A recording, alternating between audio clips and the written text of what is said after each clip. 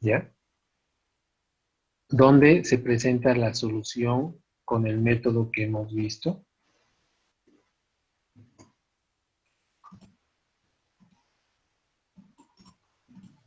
Con el método que hemos visto, ¿ya? Donde se calcula una profundidad z y se obtiene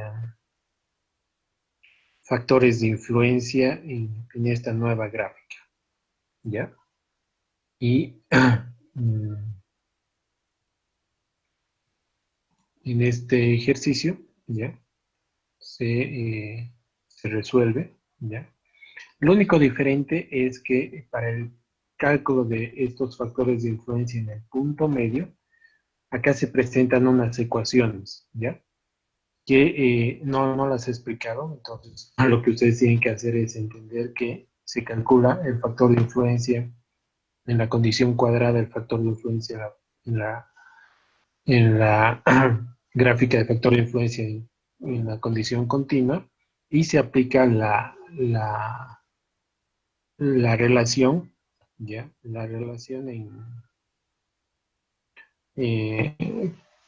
la ecuación que relaciona eh, esta gráfica, ¿ya? Esta nueva gráfica. Y luego el procedimiento es el mismo, ¿no? Entonces, acá se tiene el ejercicio completo, y este mismo ejercicio, ¿ya? El ejercicio 2, se usan las mismas condiciones y los mismos parámetros para aplicar Salgado, ¿ya? Las ecuaciones de Salgado. Y aquí está. Eh, y aquí está la solución de Salgado, ¿ya? Donde se ve que hay una diferencia mínima, ¿ya? El Salgado calcula 12.89 milímetros y este método calcula 10.94 milímetros, ¿no? Entonces es casi 1 milímetro de diferencia, ¿ya? Entre un método y otro. Estos ejercicios ustedes tienen que estudiarlos, ¿ya? Y si va a haber dudas, las vamos a aclarar en clases. Con esta parte hemos cerrado, ¿ya? Vamos a cerrar lo que es el capítulo de asentamientos inmediatos, ¿ya? Porque en asentamientos inmediatos se ha visto la teoría de Jambú, ¿no? Esta es la teoría de Jambú. Se ha visto qué parámetros del módulo de elasticidad se tienen que utilizar, y en asentamiento de suelos granulares, principalmente y únicamente hemos visto el método Schmermann a profundidad, y hemos complementado con dos métodos para el cálculo de asentamientos rectangulares, ¿ya? Pero principalmente es Schmermann. La base de esos métodos encontrados es Schmermann. No vamos a entrar en detalle del método de Berardi y Lancelota, ¿ya? Ni May Paulos de 1999, ¿ya? Todo esto son, son métodos recientes, pero vamos a leer la comparación de estos métodos para la predicción de asentamientos granulares. Sarham, Masada y Abdala del 2003 realizaron un estudio a partir del cual concluyeron que, luego de realizar una comparación entre los métodos de Beer, Meyerhoff, Schmermann y Schmermann 78 y Amar del 89, siendo todos estos métodos para la determinación de asentamientos en suelos granulares a partir del método CPTU, el estudio realizado mostró claramente que el método Schmermann es el más confiable para la determinación de asentamientos durante la etapa de construcción. Esto se debe fundamentalmente a que el método toma en cuenta la deformación que experimenta cada estrato simulado al interior del bulbo de presión. Teniendo en cuenta este aspecto, Sargan afirma que cuando el CPT es utilizado para la determinación de las características del subsuelo, el método usado para la predicción de asentamientos será mejor mientras de mejor manera se aproveche la alta resolución de datos obtenidas a partir del ensayo CPT. Por otro lado, se determinó que el método de Deber fue menos aproximado que el método Schmearman debido a que el mismo subestima el módulo de elasticidad. Finalmente, los métodos propuestos por Amar y Meyerhoff no son recomendables, ya que el promedio de QC utilizado en estos métodos puede tender a ignorar el efecto posible de estratos blandos de suelos situados al interior de toda la zona de influencia. Según los autores del estudio, los tres métodos deberían proporcionar resultados comparables solo cuando el subsuelo presenta condiciones normalmente consideradas y sea bastante uniforme dentro de la profundidad de 3 veces B. Briand and Kipnis documentó la clase A de la sesión de predicción de asentamientos que se llevó a cabo en la Universidad de Texas en 1994, donde 16 académicos y 15 consultores participaron. Una investigación del sitio extensa fue realizada involucrando 7 ensayos de penetración de conos CPT, pruebas de penetración estándar SPT, 4 ensayos de dilatómetro, 4 ensayos de presurímetro, 4 pruebas de excavación en cruz, 3 pruebas de excavación controlados y un ensayo de carga de placa en el sitio de 18 metros por 12 metros, donde 5 diferentes fundaciones cuadradas eran cargadas para la FARC. El perfil del suelo consistía predominantemente en arenas. Los datos de los ensayos de laboratorio, incluso las densidades máximas mínimas, la gravedad específica del suelo, el nivel freático, índice de vacío, densidades y ángulos de fricción, fueron tomadas entre 6 a 3 metros de profundidad. Estaban disponibles a todos los participantes que fueron pedidos predecir cargas de Q25 exigidas para producir el asentamiento de 25 milímetros y Q150 exigida para producir 150 milímetros para 5 fundaciones establecidas.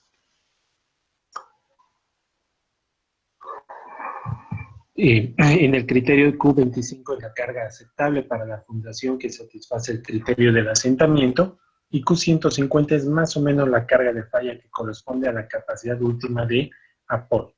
Las predicciones y mediciones de los valores son resumidas en la tabla 27 y también muestra en la tabla de valores medidos de Q150 dividido por los factores de seguridad de 2.5 a 3, que son las cargas seguras de apoyo que satisfacen la presión portante admisible. Es interesante en la nota en que las 5 fundaciones, estas cargas seguras de apoyo satisfacen el criterio de presión portante admisible, se alcanza antes de las cargas correspondientes al criterio de asentamiento. En otros términos, las consideraciones de presión portante admisible gobiernan el fracaso de todas las fundaciones, como opuesto a la común creencia que las consideraciones de asentamiento son más críticas. Esto es probablemente debido a las subestimaciones de métodos de predicción de asentamientos que producen una subestimación de las presiones portantes admisibles. En un total de 22 diferentes métodos se usó por participantes de Schmearman, Burland-Bridge y análisis de elementos finitos, que es más popular. La tabla 2.7 muestra la calidad de predicciones. Es mejor Q150 que Q25, dando énfasis a las pobres innovaciones para las predicciones de los asentamientos en fundaciones poco profundas en arenas. ¿Ya? Entonces aquí se ve la sesión de predicción de asentamientos de 1994.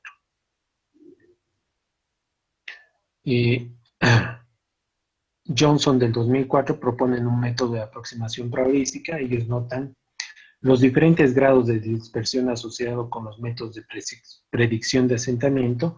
Un acercamiento probabilístico es lo más apropiado que los métodos tradicionales determinísticos.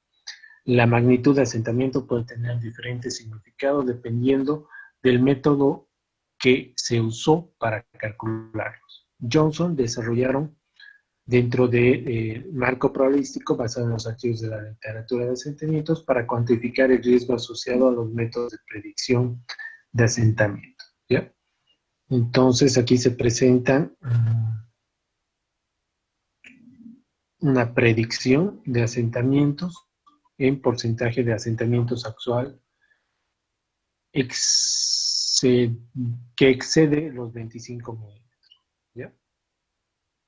Ellos propusieron el diseño de figuras probabilísticas para 4 diferentes métodos de predicción de asentamientos que habilitan al diseñador para cuantificar la probabilidad de asentamiento real exceda un valor limitado específico. El diseño de las figuras para limitar el valor del asentamiento es 25 milímetros que se muestra en la figura 232. Puede verse que los asentamientos estimados por los métodos de Terzaghi, Peck y Schmerman, hay solo un 26% de probabilidad de que el asentamiento real excederá 25 milímetros, demostrando que son métodos conservadores. El método Burland and Bush nos da una mejor predicción y el método Bernardi y Lancelotto incluso mejora más allá de esto. ¿Ya? Un momento, por favor.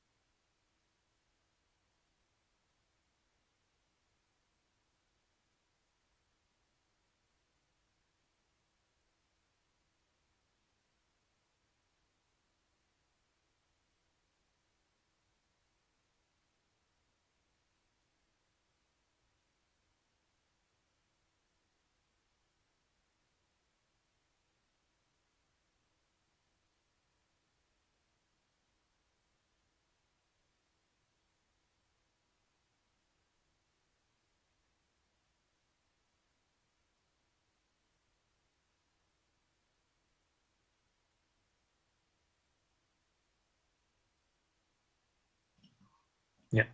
Continuaremos.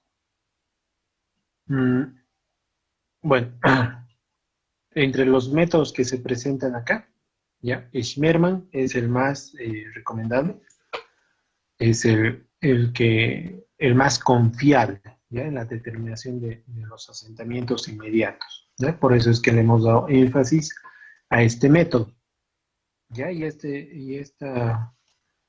Esta predicción probabilística, ¿ya? Esta predicción probabilística es, es, eh, es un tanto alentador el decir que Schmerman tiene un porcentaje menor, ¿ya? Entre los métodos de Schmerman, Terzaghi, Peck, Burland y Berardi y Lancelota, en el sentido de no exceder los 25 milímetros de predicción. ¿Ya? Vamos a ver en el siguiente capítulo que esta medida es una medida ingenieril que se toma como parámetro para poder valorar que el asentamiento es aceptable, ¿ya? Más o menos 25 milímetros. Entonces, nos quedamos con el método de Schmerman, ¿ya?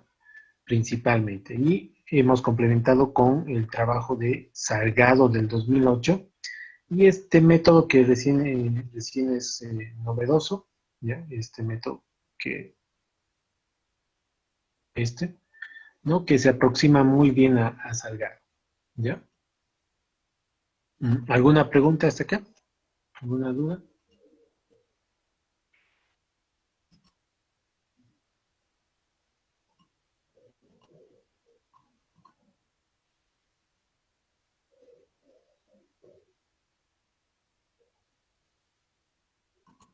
Ya.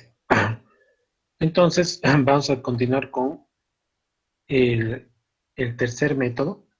Ya hay un método de asentamiento por consolidación primaria,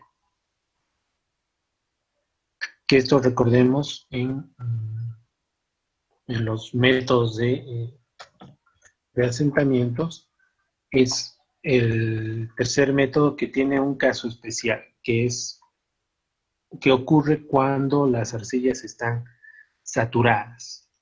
A ver, vamos a... ¿Qué es esto?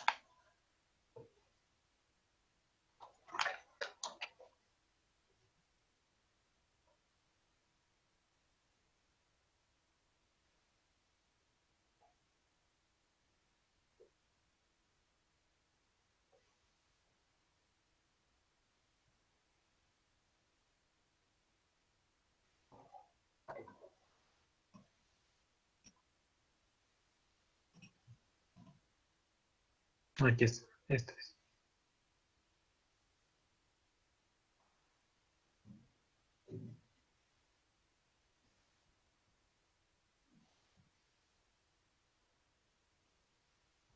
Ya vemos, se ha definido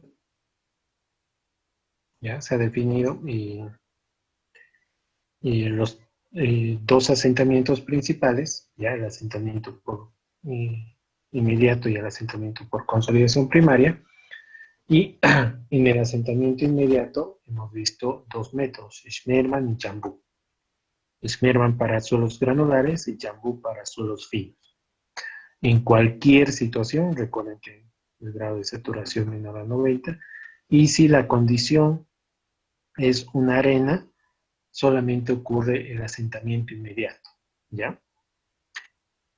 Y el segundo asentamiento ocurre en suelos finos, saturados o casi saturados, ¿ya? Saturados o casi saturados. Y si la condición es que se demuestra que el suelo fino, que tiene una permeabilidad menor a 10 a la menos 3 metros por segundo, está en una condición saturada, es decir, un grado de saturación entre el 90 al 100%, el asentamiento total va a ser la suma del asentamiento inmediato más el asentamiento por consolidación primaria. ¿Ya? Entonces, ya hemos visto el método Schneemann, ya hemos visto el método Jambu principalmente, y ahora vamos a ver este método. ¿Ya? Este método es el asentamiento por consolidación primaria, que es producido debido al cambio de volumen ocasionado por la expulsión del agua presente en los poros del suelo. Esta expulsión se debe a la transferencia de carga inicialmente absorbida por el exceso de presión de poros a las partículas del suelo. Cuando se estiman asentamientos por consolidación primaria, se trabaja mayormente con suelos saturados o suelos muy próximos a esta situación. Es por esta razón que en la figura 233 se visualiza al agua presente en los poros y a los poros mismos, es decir, a los vacíos, como un solo conjunto componente del suelo. Este conjunto aparece en las figuras 233 y 233D. ¿Ya? ¿Qué es lo que pasa con el, el suelo fino en estas condiciones? Cuando está totalmente lleno de agua, ¿ya? Cuando pasa mucho tiempo, muchísimo tiempo ante un incremento de carga, ante un incremento de esfuerzos, lo que pasa es un reacomodo de las partículas sólidas, ¿ya? Vean que aquí no se pierde ningún material sólido, solamente que se reacomodan, y ocurre un cambio de volumen debido a una expulsión del agua. ¿Ya? Aquí la cantidad de agua en el mismo volumen es menor que en las condiciones iniciales. ¿Ya? Y como es un suelo fino, los espacios vacíos que están dentro de las partículas de suelo son muy pequeños. Entonces, esto toma mucho tiempo. De tal forma que se dice que al final la variación de los espacios vacíos, ¿ya? Los espacios vacíos del recientes en el suelo, que es la suma de la cantidad de agua y la cantidad de vacíos, se reduce. ¿Ya?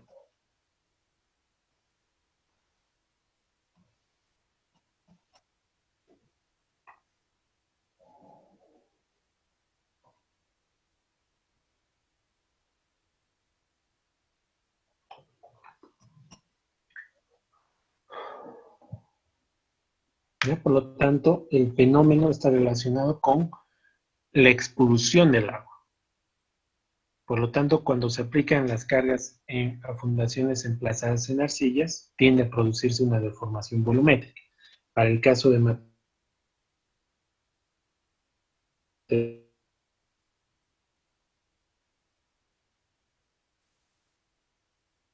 saturados,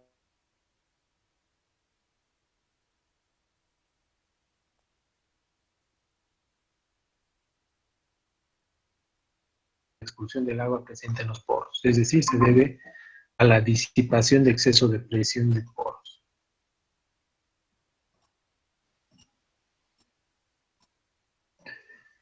El análisis de deformaciones volumétricas puede ser referido al análisis de asentamientos si se considera que las deformaciones se producen solamente verticalmente. La deformación puede considerarse como vertical cuando la geometría y las condiciones de borde del campo son tales que existe un dominio de deformaciones verticales, es decir, existen condiciones de carga y deformaciones unidimensionales. Holtz considera que la condición unidimensional se presenta cuando las dimensiones del área cargada son grandes respecto al espesor del estrato compresible o cuando el estrato compresible se encuentra entre dos estratos rígidos de suelo, cuya presencia tiende a reducir las deformaciones horizontales. De esta manera, todos los cálculos y procedimientos desarrollados en este capítulo se realizan considerando que se produce un proceso de consolidación unidimensional.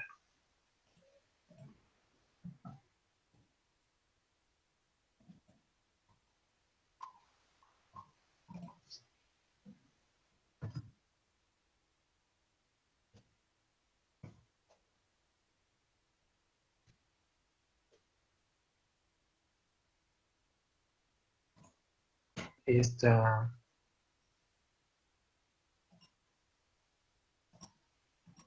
esta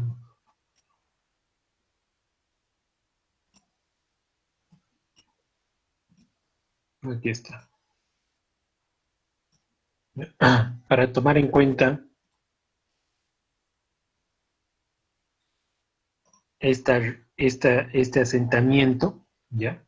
Vamos a hablar de la relación, ¿ya? La relación entre el esfuerzo y la deformación, ¿ya? Todos los tipos de suelos son una clara representación del comportamiento elastoplástico que presentan estos bajo cierta condición de carga.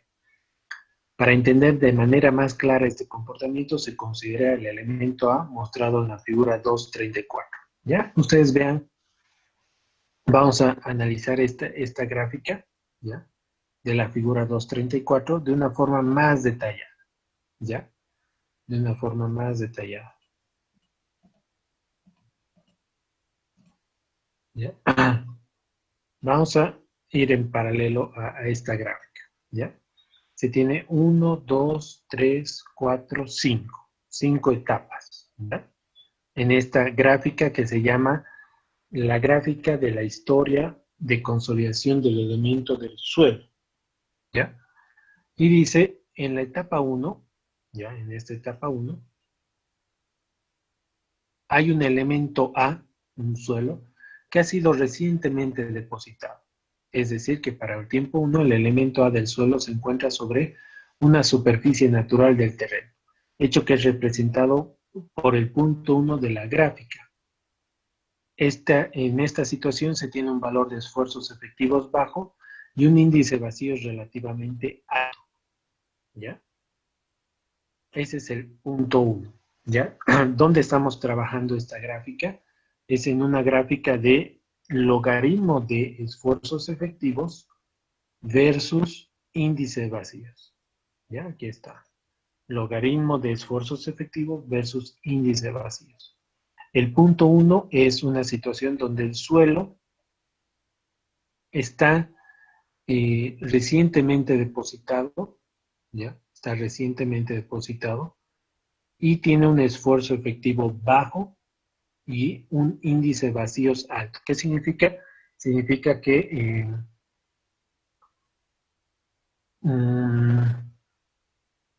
índice de vacíos alto es relación de volumen de vacíos entre el volumen total. ¿Ya? Entonces tiene gran cantidad de espacio entre sus partes sólidas, ¿no? Y está saturado, ¿ya? Entonces, cuando se sacan las propiedades es que tiene un índice de vacíos alto y un esfuerzo efectivo bajo. Ya en este caso, en este ejemplo, ¿ya? Vean que estamos poniendo en esa situación en un valor de 10 kilopascales de esfuerzo efectivo y un valor de 1, ¿ya? Para el índice de vacíos. ¿Ya? Por dar unos números. Ustedes pueden en su texto o en esta gráfica pueden tomar esos valores. Pueden colocar el valor de 10 y el índice vacío sur, ¿ya? Luego dice, para un tiempo 2, posteriormente, se ha depositado progresivamente una capa de suelo de una altura 2, llegando el elemento a encontrarse enterrado. Ocurre entonces un incremento de esfuerzos efectivos y una disminución de índice vacíos a lo largo de mucho tiempo. Esta etapa se halla representada por la trayectoria 1-2, siendo esta etapa por la cual ocurren deformaciones tanto elásticas como plásticas. Ya recordemos que el asentamiento por consolidación primaria se da en un periodo de tiempo largo, entre 1 a 5 años. ¿Ya? Entre 1 a 5 años. Entonces, lo que pasa del tiempo 1 al tiempo 2 es que encima del elemento A se ha ido depositando un suelo, ¿ya? Y ha pasado muchísimo tiempo y se ha vuelto a medir las propiedades del elemento A. ¿Qué es lo que siente ahora el elemento A después de mucho tiempo? Siente que el elemento A es el esfuerzo que antes sentía más el esfuerzo que ahora siente, porque hay un peso encima, y además, como ha pasado muchísimo tiempo, se ha dado tiempo a que el proceso de consolidación se dé, y lo que se traduce es que el índice de vacíos tiene un valor menor, ¿ya? Y es porque el principio de la consolidación es que cuando hay un incremento de esfuerzos, como está totalmente saturado o lleno de agua, el agua empieza a buscar camino y empieza a salir del elemento, y en ese proceso, porque la permeabilidad es muy baja, la conductividad hidráulica es baja, menor a 10 a la menos 3 metros por segundo. En arcillas usualmente se habla de valores de 10 a la menos 6 o 10 a la menos 7 metros por segundo. Entonces el agua se va moviendo muy lentamente. Es por eso que este proceso de asentamiento toma mucho tiempo, porque hay que esperar a que las partículas de arcilla se vayan acomodando y el agua vaya expulsándose dentro del elemento del suelo.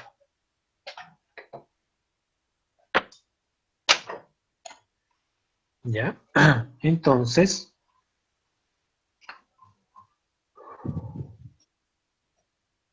se traduce esto, ¿ya? Se traduce esto. Vamos a ver este ejemplo. Vamos a ver que, eh, digamos que se ha aumentado un peso por encima del elemento en 90 kilopascales, ¿ya? De tal forma que eh, ahora el elemento en el tiempo 2 siente 100 kilopascales, y después de muchísimo tiempo, después de haberle dado el tiempo necesario, entre 1 a 5 años, para que el proceso de consolidación se dé, se ha medido el índice de vacíos en este tiempo y el valor es 0.9. ¿Ya? Esto solo ocurre, esto solo ocurre en suelos finos, saturados.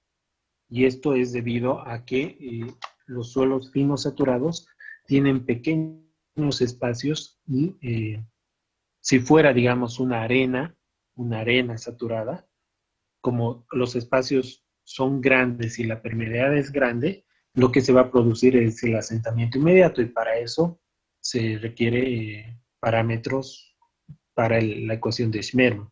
En cambio, en suelos finos, saturados, no ocurre de esa forma, ¿ya? Y vamos a ver por qué. En la etapa 3, ya después de esta etapa, después de que se ha esperado, para la etapa 3 se procede a erosionar gran parte del material depositado 2, de tal modo que el elemento A quede situado a una profundidad de H3 respecto a la superficie, pero en este proceso, ya vean que en el tiempo 2, este elemento ha estado sometido a esta carga, y para el tiempo 3 se ha erosionado este suelo. Sin embargo, sigue siendo mayor al tiempo 1, ¿ya? Entonces, H3 es menor a H2, pero mayor a H1. H1 es 0, ¿ya? Entonces, aquí se ha removido carga, ¿ya? Lo que provoca que el esfuerzo que se tenía en el tiempo 2 se ha reducido a un esfuerzo menor, pero este sigue siendo mayor al esfuerzo 1, ¿ya? Y nuevamente se ha esperado muchísimo tiempo para que ocurra el proceso de consolidación. En este caso, después de mucho tiempo se ha medido cuánto es el índice de vacíos en este elemento, y lo que se encuentra es que el suelo se ha expandido, ha recuperado un poco de su volumen inicial con el cual estaba, que es en el tiempo 2, ¿ya? Y esto se puede ver en la siguiente gráfica, ¿ya? En este caso, se ha liberado, vean, de 100 kilopascales a 20 kilopascales, y en este tiempo que se ha retirado 80 kilopascales, se ha esperado muchísimo tiempo para que el proceso de consolidación se dé. En este caso, cuando liberan carga, el suelo se expande. No se expande mucho, ¿ya? Porque vean que a 20 kilopascales, que estaba acá, ahora el suelo está con un valor menor de 0,93, ¿ya? Y es porque cuando ha pasado esta etapa, el suelo no recupera todo su volumen.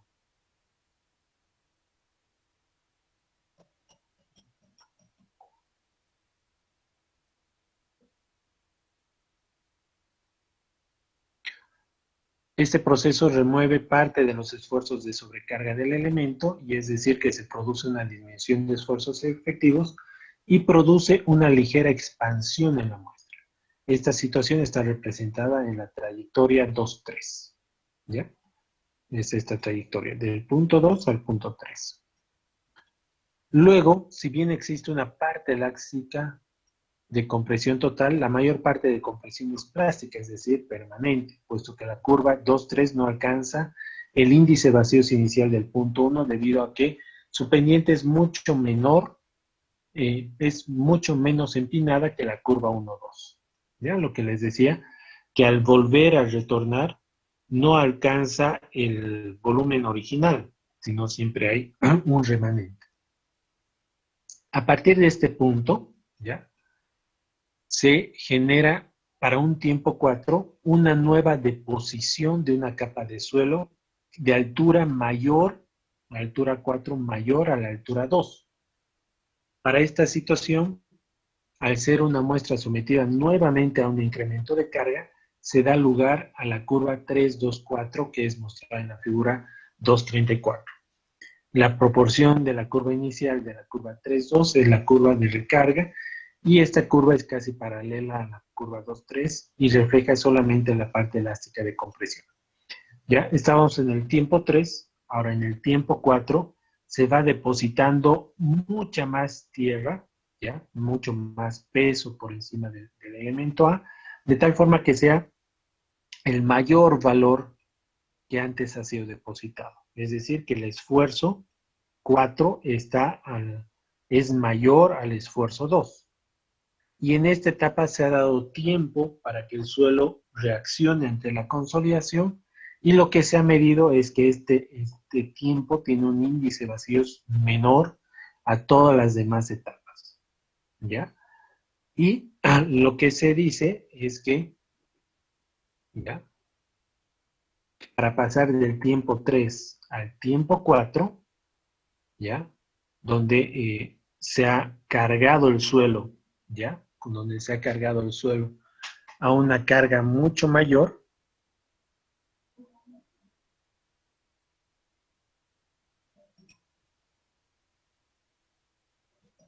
¿ya? A una carga mucho mayor, se ve que el índice de vacíos se ha visto reducido, ¿ya? Se ha visto reducido en, en valor, ¿ya? Y se dice que el suelo, ¿ya? Para ir de la etapa 3 a la etapa 4, ha tenido que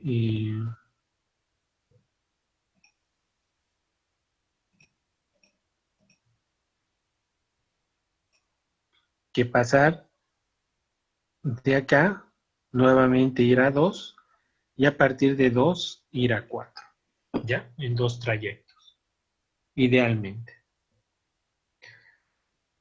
En, en este punto, ¿ya? Es donde acaba el ejemplo del libro, ¿ya? Y hasta esta etapa, ya hasta esta etapa, hemos colocado valores, ¿ya? Valores. Y a partir de aquí vamos a complementar el ejercicio, ¿ya? Con ciertas etapas, ¿ya? Vamos a decir que de la etapa 4 a la etapa 5, ¿ya? De la etapa 4, que era este valor, ¿ya? Se tenía el elemento A con un suelo cargado encima.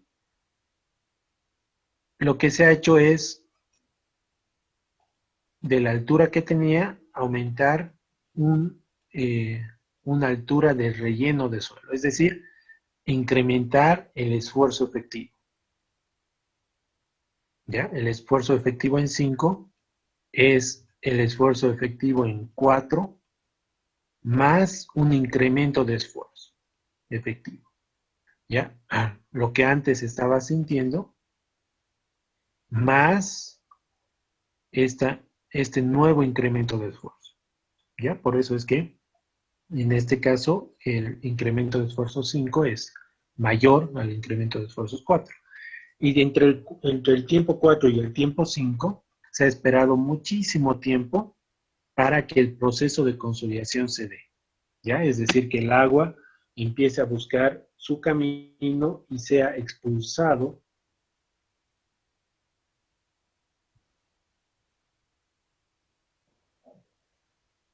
para que sea expulsado en la etapa del suelo. ¿Ya?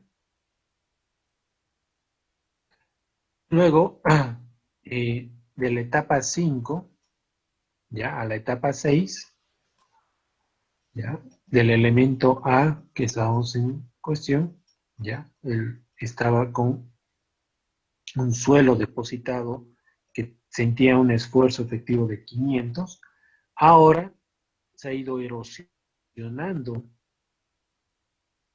¿ya? Se ha quitado la carga hasta un cierto valor, ¿ya? Hasta 50 kilopascales. ¿Listo? Y entre la etapa 5 y la etapa 6 se ha esperado muchísimo tiempo, y se ha vuelto a medir el índice vacíos. Y en este caso el índice vacíos ha quedado en este valor, ¿ya? Que podemos unir la etapa 5 con la etapa 6 a través de una recta, ¿ya? Que durante el tiempo que hemos esperado, el índice vacíos ha ido recuperando volumen, ¿ya? Se ha ido expandiendo.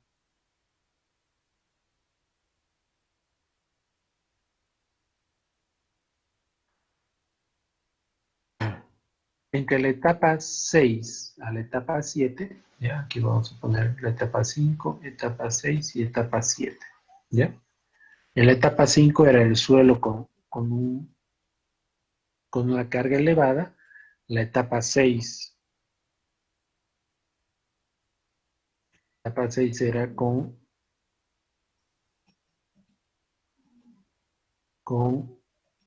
una, una erosión en el suelo hasta cierta altura.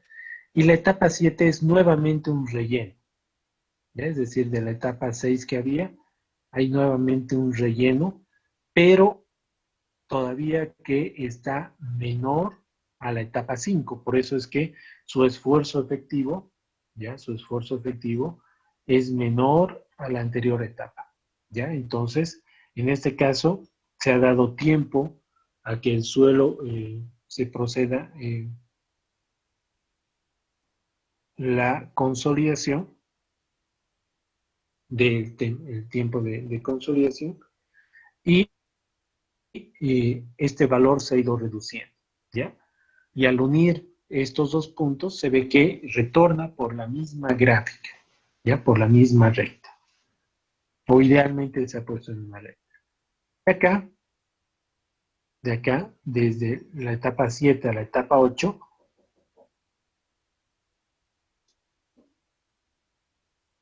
de la etapa 7 a la etapa 8, es que en la etapa 7 tenía una cierta presión, ¿ya? Y en la etapa 8 se ha incrementado esa presión, ¿ya? Muchísimo, se ha incrementado muchísimo. Tanto así que supera el esfuerzo que se entiende en la etapa 5, ¿ya? Luego se ha esperado muchísimo tiempo. Cada una de estas etapas ¿ya? Para este ejercicio se ha esperado que el proceso de consolidación se dé, es decir, que entre carga y descarga exista entre 1 a 5 años, ¿ya? Entonces, cuando se ha esperado ese tiempo, se ha medido el índice de vacíos, de tal forma que el índice de vacíos medido es este valor, ¿ya? Y para unir cómo el suelo ha pasado de este punto a este punto, se dice que el suelo primero ha recorrido nuevamente esta trayectoria y a partir de este punto ha ido hacia este punto. En la etapa 9 se ha descargado el suelo, se ha reducido el esfuerzo, se ha reducido el esfuerzo que antes tenía, ¿ya? Se ha quitado carga de 4000 kilopascales a 800 kilopascales, se ha tomado el tiempo necesario para que el proceso de consolidación se dé y lo que ha pasado es que el suelo se ha expandido hasta un cierto valor, ¿ya? Finalmente, ¿ya? Finalmente, se ha pasado, ¿ya? De, se ha pasado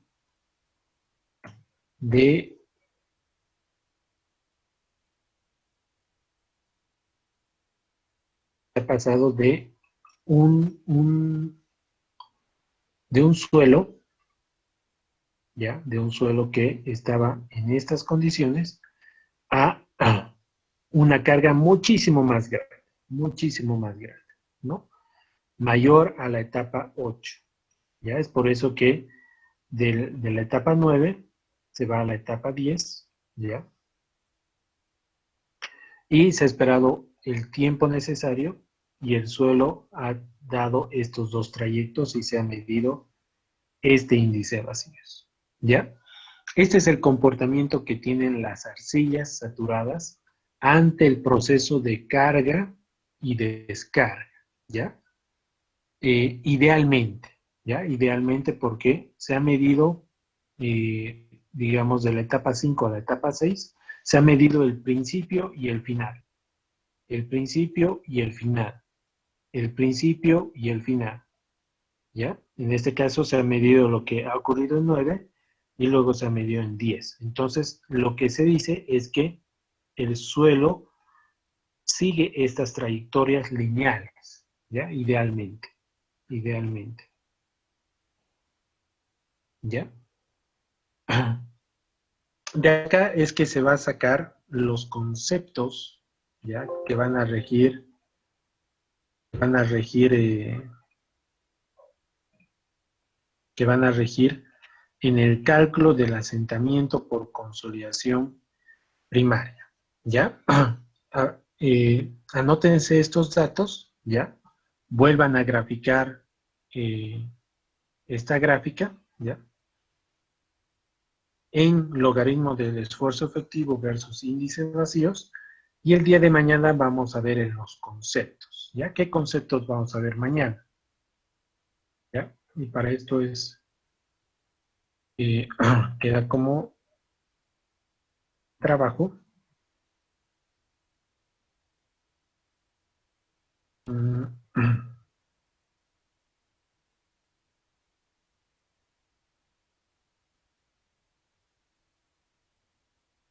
esto, ¿ya?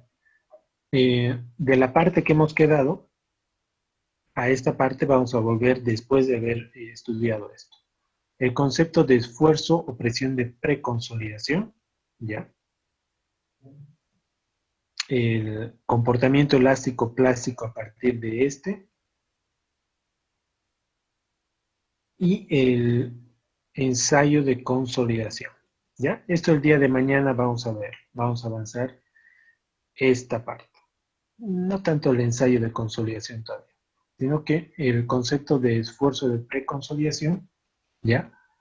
Hasta acá, con el esfuerzo, y luego vamos a retornar a esta parte de la determinación del estrato compresible y la determinación del incremento de esfuerzos promedio, ¿ya? Esto,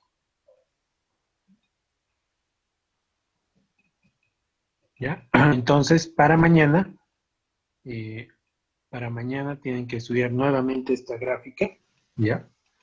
Y esta parte desde acá hasta antes del ensayo de consolidación,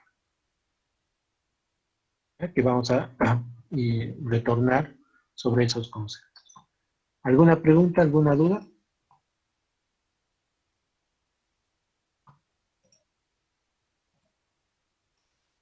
Lo más probable es que el miércoles, ¿ya? Demos un repaso del método de Salgado, ¿ya?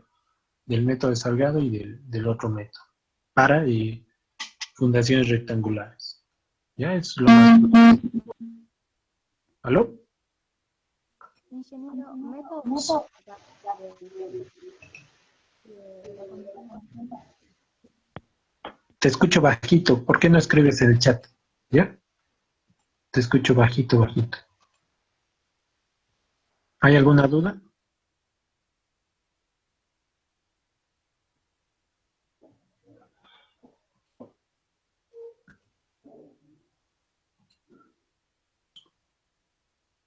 ¿Listo?